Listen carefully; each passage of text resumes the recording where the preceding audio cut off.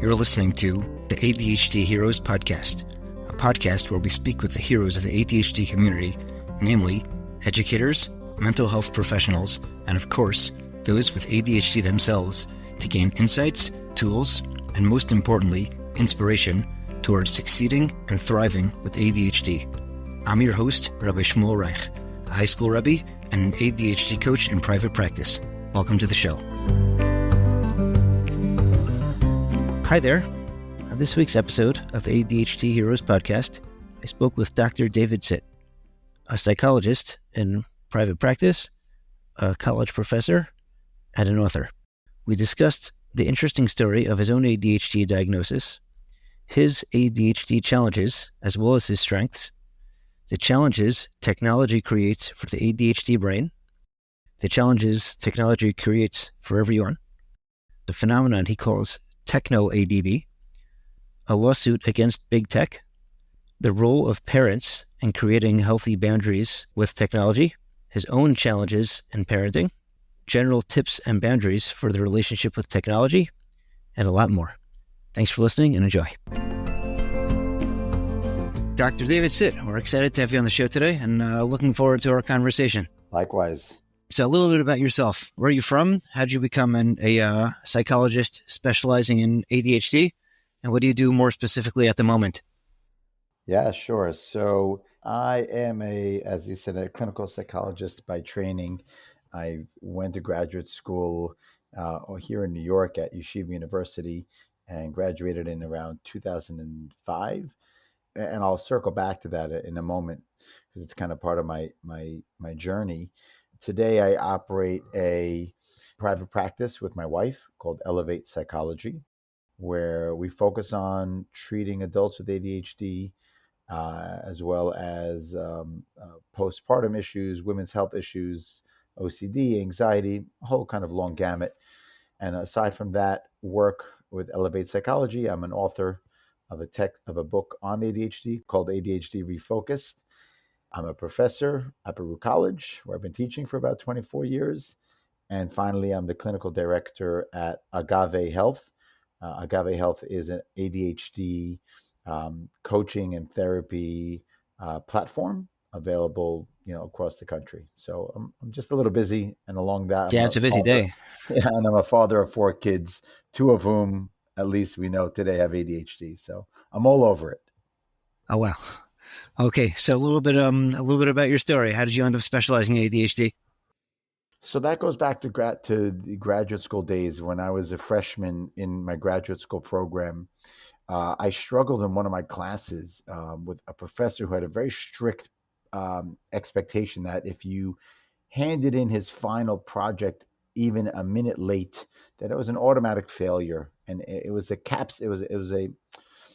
core class that if you failed the class, you really were put on probation in the program. And sure enough, up until then, I had always done work at the last minute and stayed up all night, pulled all-nighters, got things in at the skin of my teeth.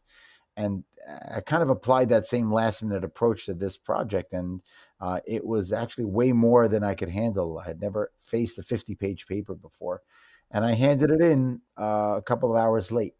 And when I got the paper back, on the front, it said, "Nice work, well written, A." And then at the end, it didn't say A, actually. It said, "Well written, nice work." And at the end, it said, "You failed. See me." Right? So I went to see the professor, and he said, it was nice work, but you handed it in late. And you have 2 choices. Either you proceed to be on probation, or you take my advice and that you need to be evaluated for what I think is an undiagnosed learning disability, or ADHD. And I followed his guidance, and I got evaluated, and it turned out I had this ADHD, which I had never known much about. This is in the early 2000s, and it opened my eyes. And at that point in time, I learned that there was not much out there for adults with ADHD. The community was non-existent essentially then for adults with ADHD. And to me, that was an opportunity to be part of what would inevitably be a growing community. And that's what I've focused my career on, is being a part of the community, being an advocate, being a voice, and being an expert to help those struggling with ADHD and neurodiversity. Wow, that's an amazing story. What was your like reaction to it? I mean, have you said you hadn't heard much about it? I don't think it was well known then. I didn't know much about it then either. It didn't seem to be too well known then. Yeah, I mean, at first I laughed when my professor told me you should get evaluated for ADHD. I said, I'm 22, 23 years old. I'm not a child. How could I have ADHD? That's what we knew. It was a child, it was known as a childhood condition, a childhood disorder. And when I was diagnosed, the DSM had only very recently added adult language into, in fact, actually, that's not the adult language came afterwards. It wasn't even adult language in the DSM. So I thought it was laughable at first. But then when I read it and I read the DSM and I sat with the clinician, it was obvious. It was clear as day that I checked off nearly every box of the inattentive and the hyperactive impulsive aspects of having this condition. And but I also understood from that point in time that I had a lot of the strengths that would come with ADHD. I was creative. I could think under pressure. I was the person to rely on when things when trouble was brewing. I was quick on my feet to be a problem solver. So I embraced it. I embraced it fully. I got treatment. I learned a couple of techniques. I took medications, but it was mostly medication based. I actually struggled to find a therapist who could understand, other than tell me just be organized, or they would tell me just make a list and just do this, and they didn't understand, and I didn't understand what the trouble was that they weren't understanding. It was really the language wasn't there yet, 25 years ago. Right, right, sure. Well, okay. So on to our specific subject for today. What got you interested in the area of the impact of technology on ADHD? How did you pick that as an area of focus? Yeah, so that was kind of a bifurcated interest path of mine. Early in my career, the cell phone era exploded with the iPhone. I think it was maybe in 2007 that the iPhone came out. And prior to that, maybe there were Blackberries. And right away, I was concerned for this technology. And in fact, I ran a research study at Baruch College, where I'm a professor, exploring the impacts of old school flip phones versus these new shiny iPhones. And I Sure. ran a study with my team to understand how would it affect attention? How would it affect memory? How would it affect socialization? These were questions that right away I saw as concerning. And what I learned was that these new devices were siphoning our attention, that they were siphoning our ability to be in the moment, which as kind of I began to understand it more, the ADHD brain and the brain that was tethered to these advanced technologies of the day were very similar.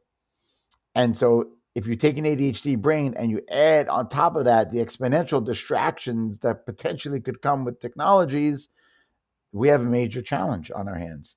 And so I began talking a lot about, in general, for the general population, the need to be in a better relationship with technology. I didn't advocate getting rid of it because that's unrealistic to me for the most part.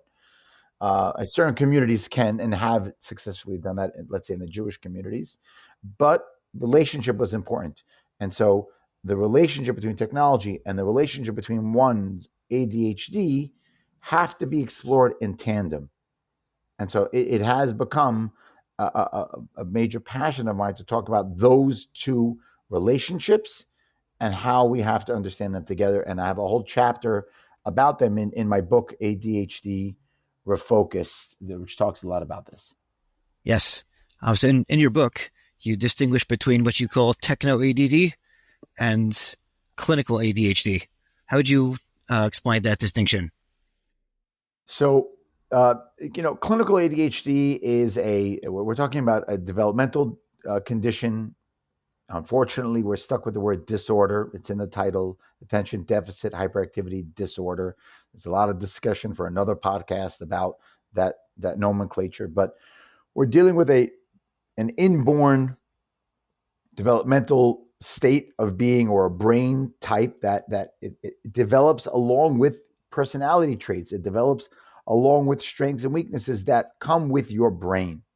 And that is out of the box ADHD or clinical ADHD, which can present challenges in attention, distractibility, ability to focus for long terms, to be engaged in conversation, to deal with impulsivity, etc., etc. Then we have techno ADHD or techno ADD. Techno ADD is what I label as the experience that those who do not have the out of the box brain developmental ADHD, but yet, due to their relationship with technology, essentially are manifesting very similar challenges as the clinical ADHDers. So they're more distracted. They're constantly checking their phones. They're at dinner with their families, but their nose is in their phone at all times. They are barely holding their attention in conversations because they're checking, their feeds. They are impulsively shopping and buying and posting and reacting. They are relying on the phone to execute executive functions for them. So there are many things about living very tightly wound up with your phone that are essentially like what it's could feel like to live a clinical ADHD life. And when we talk technology, are we talking specifically phones, something broader when we talk about the impact? These days, the phone is the handheld tethered device is really the primary culprit of technology. Sure, one's laptop or one's computer, if you're on it all day long, it can present the same challenges. You have, what I call tab hoarding. People have, hundreds of tabs open. They cannot execute a task from beginning to end without being pulled away by some other object. They get lost in rabbit holes on their computers. So yes, most certainly it comes out on your laptop or your desktop devices. But I think the phones are the most powerful ones because the phone pulls at you. And most people are engaging with social media. For those who are on social media, most people are doing that through their phones. And, there's data out there to support those statistics. So what tend to be the effects of technology on the ADHD brain, more specifically?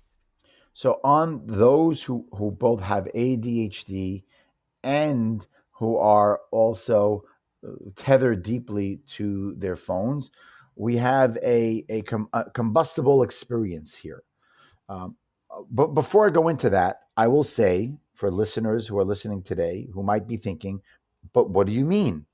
Technology really helps my ADHD brain. I use it there are many tools on there that are advantageous and help me be more effective and more focused. And to those listeners, I say, yes, that might be true. There are many ways to use technology to your advantage. And if you are in a healthy relationship with technology, it can be quite beneficial to your ADHD brain. However, like a relationship with anything, there can be two sides to that.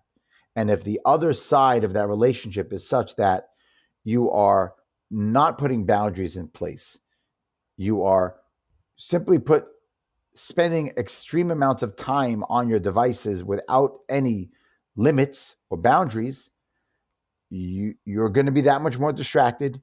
You're going to be that much more impulsive.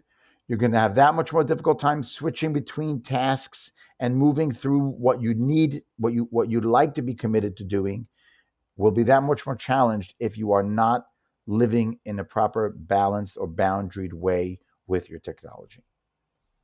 Wow. Where would we draw the line between an unhealthy relationship with technology and technology addiction? That's a great question. One of great discussion in the literature is, can one be addicted to technology? And I'm not, I'm speaking in general terms. Is there withdrawal? What happens if you go without your technology? Do you notice pains that come with it? So it's a subjective question of functionality. I find that if for people for whom they are seeing or others might report that there are negative impacts on their life. So, for example, someone whose child might turn to them and say, Mom, every time I try to talk to you, you have your head on the phone.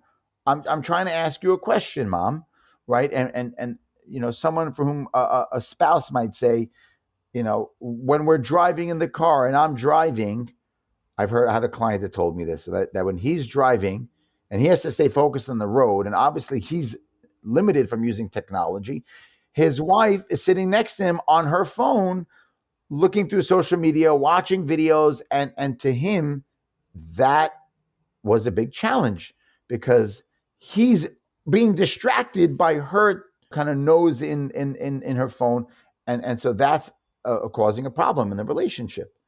And it's about what the functional impacts are. Interesting. Okay, so it's gonna really be sort of subjective in a certain sense. Right. It's All subjective right. based on functional impairment and functional impact.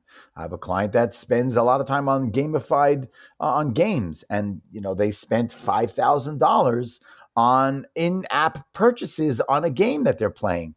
When their spouse found out, they hit the roof. You spent Right. $5,000 on a game on your phone? What were you thinking? I wasn't thinking. I was just, uh, I was on a vacation recently, and with two other couples, and we had this conversation, exactly what we're talking about now, Shmuel, exactly the same conversation. And one of the couples said that he had a dialogue with one of his kids who is struggling with technology, and he said to him, "I really would like you to try to put limits, but I want you to know it's not your fault. It's humanity's fault. It's all of our responsibilities because we are up against multi-trillion-dollar corporations whose driven purpose is to get us locked into their programs, into their softwares, into their apps, into their devices, into their hardware, and they need our attention. And their dollar signs go up with our attention being sucked into it. And so it's a very difficult battle that we're all up against. But it doesn't mean we can abscond ourselves of responsibility to try and put in boundaries. Right. Wow. So it seems that the technology companies knew what they were doing when they released this stuff, correct? Oh, no doubt about it. And there's lawsuits going on all over the place now, holding these large companies accountable for the fact that they knew what they were doing. They were designing algorithms to pull young children into their apps and into their social media platforms without any warrant for their safety or for their health, knowing full well that they couldn't, their brains aren't developed enough to withstand these shiny, devices and enticements. Right. Wow. Does it look like there's progress in that front? Like, does it look like something's going to be able to be done? Well, that's a progress. There are advances. There have been adjustments that the space has certainly gone into, where technology companies themselves have they realized we have to get ahead of this. We're going to create screen time. So Apple has screen time, where they encourage people, go and check your usage. Of course, they have to say that. At the same time, it's like, two sides of at the same time, they're trying to get you in, and then they have to say, we're trying to get you to limit it. So there are certainly more conversations. When I was on the soapbox preaching about this 15 years ago, there was nothing out there. Today, there is a great amount out there of attempt to try to help give us a fighting chance, but I think it's a losing battle. It's going to be a tough one. AI, right? AI, artificial intelligence, is this isn't a 10x variable. AI is 1,000x. It's a 1kx variable in terms of enhancing the capabilities of these technologies. So it's not going to be easy for us. Well, what are common misconceptions people have about technology, ADHD, and technology, both in terms of lay people and in terms of professionals who just aren't familiar with it yet? I think a big misconception is that, as I was alluding to before, it's not all good and all bad. It's not a black and white conversation. even I never will. I will rarely try to. I rarely will make the message to people of you must stop. Hard period there. It's again, so a big misconception is that you either have to throw it all out, right? Or others would say, don't fight it. Don't fight it at all. Just embrace it completely. And I believe that's a big misconception. And I believe there's a middle path. Even great philosophers like Maimonides have talked about the middle path, the golden mean. Aristotle, right? This is a human concept of finding the middle is most likely the most beneficial to us. So that's a big misconception out there. I mean, another one would just be that, technology is, again, taking the position of it's great for me. It's going to help me completely. I think that's a fool's concept to think that you're only going to get the best out of it. That if Right. you add this app and that app and this device, and by the way, I'm the clinical director of Agave Health, which is a tech company, Oh, wow. and Okay. we do amazing work for the adult ADHD community. Right. And ironically, we are housed on an app. I get it, and we get it. Right.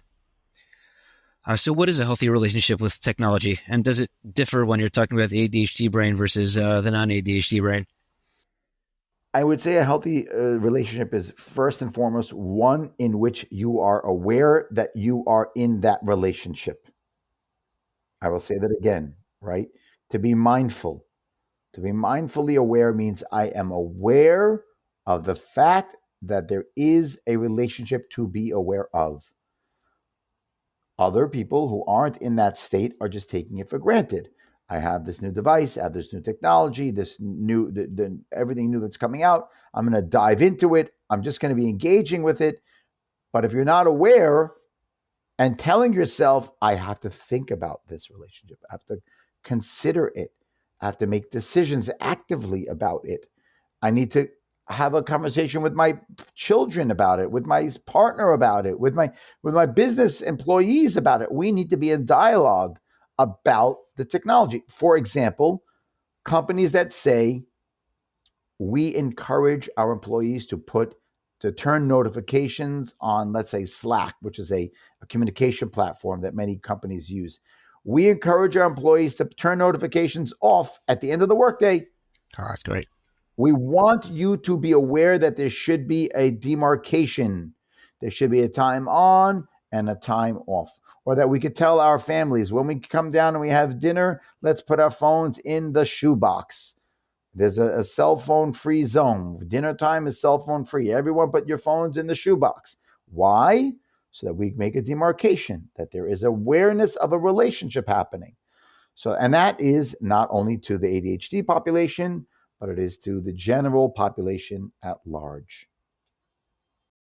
Right. One would need to adjust it accordingly depending on the other age, life stage, whatever. But as a guideline, that's pretty universal, if I understand it correctly. I would say so. And it's not easy. I will say I'm a father of 4 children. My wife and I, my wife, Dr. Ayla Sitt, is a clinical psychologist. She and I founded Elevate Psychology, which you can find online, by the way, at elevatepsychology.com. We have 4 children, and we don't have all the answers. I have my oldest son. It all starts with your oldest. So my Sure. oldest son, we were able to push off having, let's say, a tablet for X number of years, or we were able to hold off on him having a gaming device. But then he won one in an auction. He won it. So now Oh, he right. has a gaming device, and we didn't want to be quote unquote tough parents.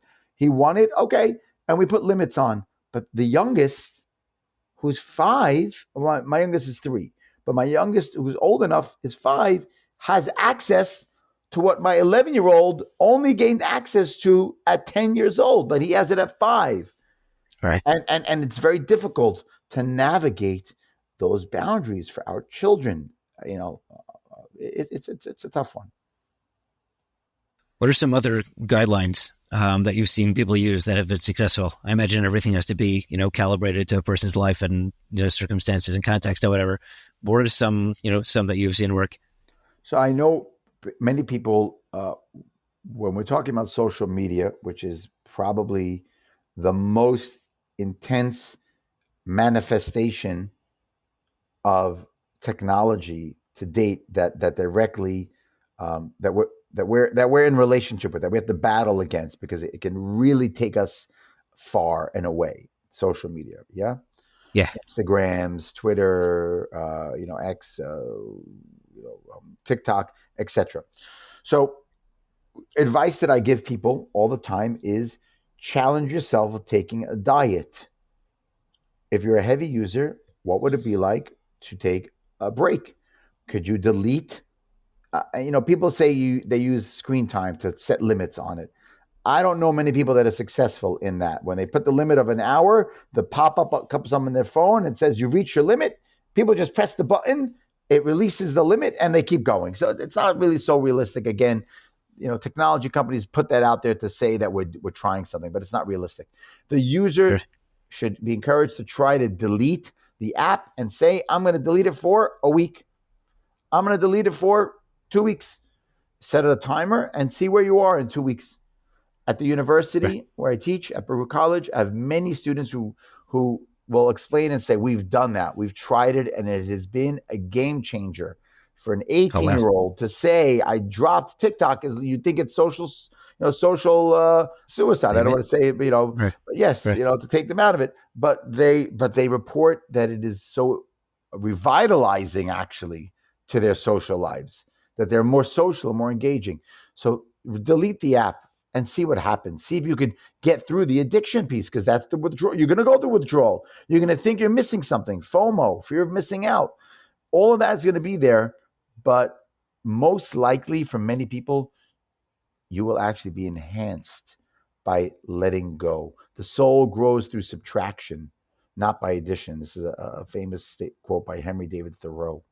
So try that. Um, do it with a group of people. Come up with a pact and find one or two or three or five friends and say, "Guys, together, let's try this. Let's all delete it so we're not at it alone." And maybe we could check in with each other and say, "How's it going?"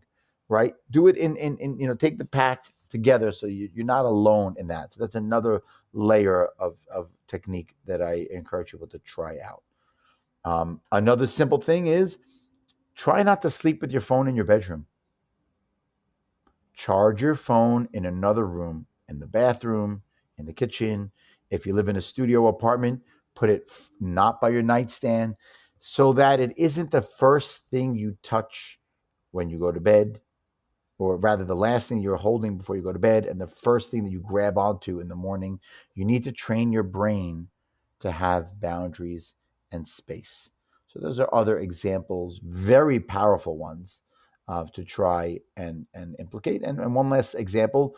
So I'm observant. I'm Jewish and observant, and so I keep the Sabbath. And so we don't use my family. We don't use our phones, let alone the TV, let alone computers. We really take a technology break once a week. And that's a powerful message that I tell myself and my children. So that's really encouraged. So if someone has an unhealthy relationship with technology, is the process of getting themselves back on track different than establishing healthy boundaries in the first place? Or is there something different? I can't say for, certainly there'll be overlap in terms of that effort. People are only going to be able to understand the challenge of the relationship once they're in the relationship. So one might start out, and if you can start out with boundaries that are higher, kind of more restrictive perhaps in the beginning. But I think it is more about an ongoing exploration, something that is in development. And I also encourage people not to be hard on themselves when they slip, because like I said, it is ongoing, and technology is only advancing, and we have to stay engaged in that dynamic. And it's a dynamic relationship, one that is always kind of ebbing and flowing. What tends to get in the way when somebody is trying to, adjust the relationship accordingly? What tends to slow them down? I'd say that the fact that we don't live in isolation. We live in a society with other people around us who are engaging in that same in those technologies and in this the social media, right? If we think about what we're talking about here, this is a medium that is social. In the older, quote unquote, the olden days, I would listen to a radio show or I'd watch a TV show. And yes, maybe I missed that 8 o'clock episode of that television show that all my friends watched. And the next day, when I show up at the water cooler or I show up at school, I missed the episode. And so there's a moment of me missing out. Today, the social aspect of media is way more intense. It's immediately responsive to your presence and to so your absence from that social experience can feel much more intense. And so I'd say that our efforts need to be we need to be cognizant of the fact that I'm going to go against the social tides. And I might think that I'm missing out significantly. And so we have to go to great lengths to prepare ourselves and kind of make sure we're wearing a life vest, because we might think that we're going to be lost at sea, when in reality, there will be people around you. You will have life around you to support you and people to engage with. And you can have interactive experiences outside of those social media platforms. All right. Wow. What role do parents play in creating, a healthy relationship for different kids at different ages? There's no doubt that parents are in a position of significant influence, arguably the most influence, except for they are also children of all ages are influenced by their peers. So we have this battle that goes on whereby a parent is trying to hopefully a parent is trying to put down some guidelines, some boundaries, but then children are off, 9 hours of the week, of the day, with their peers who have their own devices and who have their own boundaries or lack of boundaries. And so it's constant tussle. And I think a big challenge for parents is that we just simply aren't educated. We're not as educated in the unfolding evolutions of technology at the same rate that our children are. And that's a big Sure. challenge. And so we don't even know what we need to be educated on. We got my son a Apple Watch, and Sure. because the pressure was building from his friends' circles. They were getting phones already. We didn't want to get a phone, so we compromised on a watch. And before we know it, it's out of hand already. There are group chats, and we tried to put limits, but you can't. It's very difficult as a parent to keep up. So education is paramount, and it really is a parent's responsibility. And I am not perfect at it. I'm the first to say it. It's a learning curve, but it is incumbent on us to try our best. And if we don't have the answers, find an organization or a social media individual that you might know. Ironically, again, you might find answers on social media, or a friend or a school, and you can turn to your school, and maybe your school has guidelines or they have programs that they can suggest, but don't go at it alone, is my advice. Someone else out there is going through the same challenge you are with the same age child you are. So reach out and try to get some support. Do you ever hear people say that ADHD is quote unquote not real? If so, what do you say when they say that? And what do you want to say? So I'd love to turn that to you. You're in this space, Shmuel, right? What do you hear? What are your thoughts on that? On ADHD being real or not real? My thoughts are it's real. What do I say when people say that? I'm not so combative. It'll often depend on who's asking it and what the context is. I once threw it back at somebody, and they said there's no such thing as ADHD. So I said, was there no such thing as? And the cat kind of got his tongue because he didn't really know what he was saying at all. But that was a rare moment of snark for me. Mm-hmm. Have you ever encountered this? And as somebody who has it personally, does that affect the interaction differently? It's a really great question that it's interesting. I could talk about it philosophically, or I could talk about it kind of clinically, right? Clinically speaking, I explain to people that we have decades and decades of research supporting our understanding of the ADHD brain. We have a tremendous amount of research on the genetic influences of ADHD, higher on the same levels as we do for schizophrenia and bipolar disorder, where there's a 70% genetic influence on ADHD, which is among the whole mental health canon, there are a few conditions that are that established in terms of their genetic load.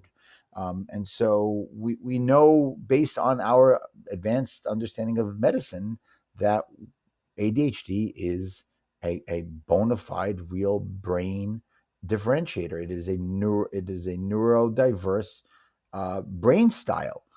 And the fact is that people are struggling tremendously due to this. And we see its influence in the workplace. We see it in schools.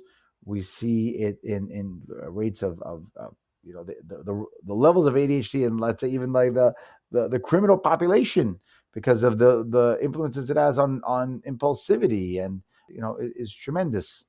So I have no qualms about going toe to toe with people to talk about the realities of ADHD's presence.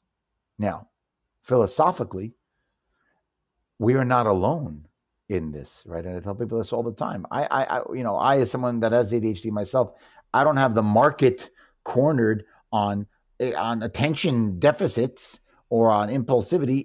These are common experiences to the human condition, especially again with techno ADD.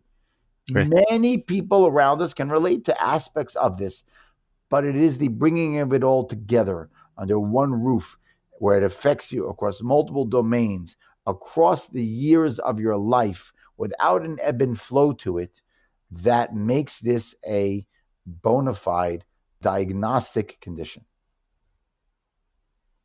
Right. Wow.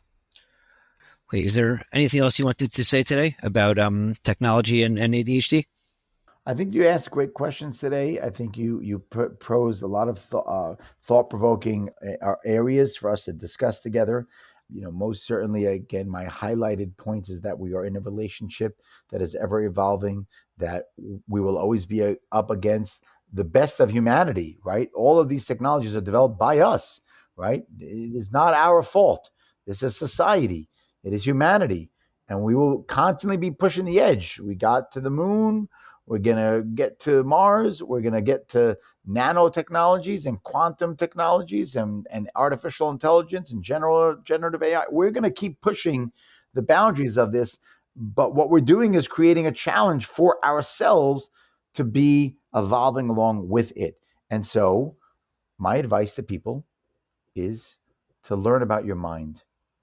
Go inwards, meditate, explore what it's like to sit with just you and your breathing, or you and your five senses, or you and nature, because that relationship between you and your mind is what you're going to need to go toe to toe with technology as it advances further and further. And we must do so. If we're parents, it is upon us to do that, so that we can be role models for our children, because children do what they see. So they see us and they're going to learn from us. And it is incumbent upon us to really go inwards and develop that inner relationship, so that we can go and have a deeper, more healthy, balanced relationship with technology. Wow, that's amazing. What's a message of hope you want to leave our listeners with today?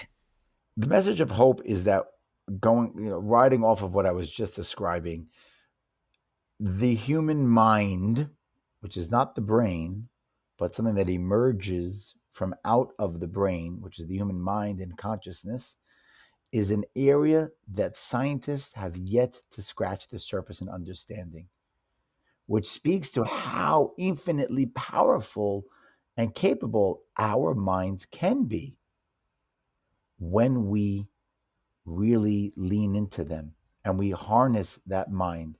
And so we shouldn't necessarily be afraid of these relationships, or of the challenges that ADHD can bring, or of the challenges that technology or technology plus ADHD can bring, if we can develop our mind.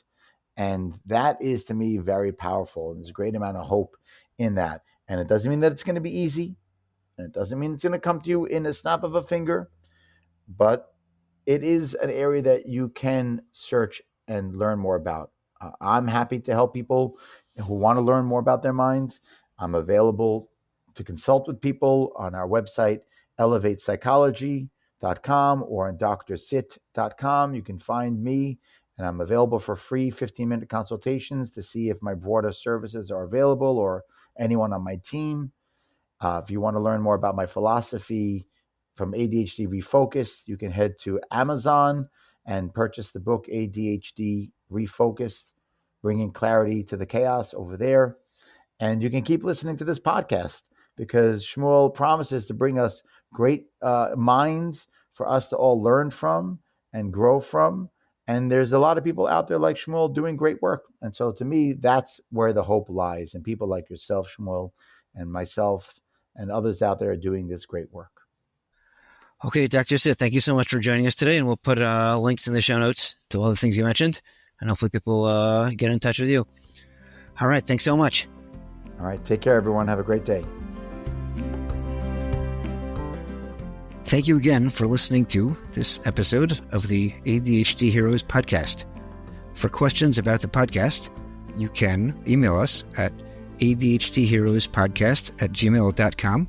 Also, for sponsorships or to share your story, your ADHD story, you can also email us at the same place, adhdheroespodcast@gmail.com. To be in touch with me about ADHD coaching, writing, or speaking engagements, you can email me at rsreichadhdcoach@gmail.com. Be sure to check out my website, rsreich.com, adhdcoach.com. You can follow me on LinkedIn, or you can check out my blog on nefesh.org. Check out my blog there under my name. Important disclaimer: podcasts are great, but they do not take the place of mental health help or medical help. So if you need help with mental health or need a doctor, be sure to be in contact with some of them. Please, if you like this show, please rate, review, and share with a friend. That's how these things get out there. Thank you again for listening, and thank you to our producers at Pretty Easy Podcasts.